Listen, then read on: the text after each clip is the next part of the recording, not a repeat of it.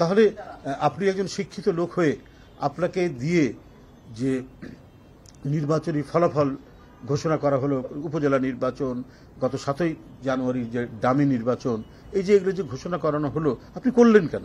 পৃথিবীর বহু দেশে দেখেছি অন্যায়ভাবে এক্সিকিউটিভ ব্রাঞ্চ চাপ দিলে পরে তারা পদত্যাগ করে যায়, তারা শুনে না। টিএন সেশনের কথা আপনারা ভারতে জানেন। এক্সিকিউটিভ ব্রাঞ্চের সাথে তার সংঘাত হয়েছে, কিন্তু সে বিজয় লাভ করেছে। সে তার নির্বাচন সুষ্ঠুভাবে পরিচালনার জন্য সে স্বাধীন নির্বাচন কমিশন নিয়ে তার নীতিমালা অনুযায়ী সে কাজ করেছে। তাহলে আপনি একজন সচিব ছিলেন, আপনি একজন শিক্ষিত মানুষ, আপনি শুধুমাত্র আপনার চাকরি রক্ষার্থে শেখ হাসিনার কথা শুনে আপনি যে অন্যায়গুলো করলেন, একতরফা একটা নির্বাচন, গুন্ডা পান্ডা সন্ত্রাসীদের দিয়ে ব্যালট ভরার নির্বাচন, গোটা দেশ দেখেছে, আন্তর্জাতিক গণমাধ্যমগুলো দেখেছে, তারপরে আপনি করলেন কি করে? তাহলে আপনার চাকরিটা এত বড় ছিল? দেশ, রাষ্ট্র, এটা কি আপনাদের কাছে বড় ছিল না? পৃথিবীর বহু দেশে এই ধরনের আমরা কৃতিত্ব দেখেছি। তো আপনার নির্বাচন কমিশনার বলুন, বিচার বিভাগ বলুন, কত চাপের মুখেও তারা ন্যায় নীতিবান আপনার সিদ্ধান্ত নিয়েছে। তো সেই ক্ষেত্রে এখানে কিছু বলার নেই। এই নির্বাচন কমিশন ছিল আজ্ঞাবাহী।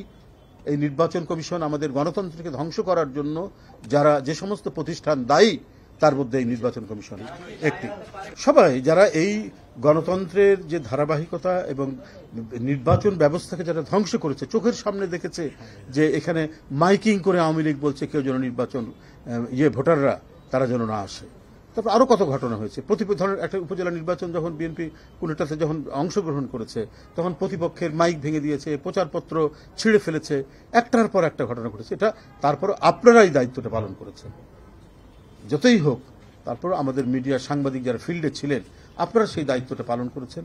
এরই মধ্যেই এত চাপের মধ্যে আপনারা দেখিয়েছেন। কিন্তু এই যে নির্বাচন কমিশন শুধু চাকরি রক্ষার্থে তারা সমস্ত ধরনের নির্বাচনী অনাচার এবং নির্বাচনী যে সমস্ত কুকীর্তিগুলো হয়েছে, সেই কুকীর্তিগুলোকে তারা কি বলে যে বৈধতা দান করেছে। হ্যাঁ, এবং একের পর এক মানে তাদের যে সাংবিধানিক প্রতিষ্ঠানের প্রধান হিসাবে তারা যে শপথ নিয়েছিলেন, সেই শপথ ভঙ্গ করে তারা যেমন সংবিধানের যে নির্দেশনাবলী সেটাকেও তারা যেমন লঙ্ঘন করেছেন, তেমনি এই গণতন্ত্রকে ধ্বংস করার ক্ষেত্রেও তারা ভূমিকা পালন করেছেন। তো সুতরাং এইটার সাথে যারা দায়ী, যে কটা নির্বাচন কমিশন হয়েছে, হুদা কমিশন বা তার আগের যারা ছিলেন, এরা প্রত্যেকেই, রাকিব, হ্যাঁ, প্রত্যেকেই দায়ী, প্রত্যেকেই এই ইয়ের জন্য দায়ী। এবং আমি মনে করি তাদেরকেও কাঠগড়ায় দাঁড় করানো উচিত।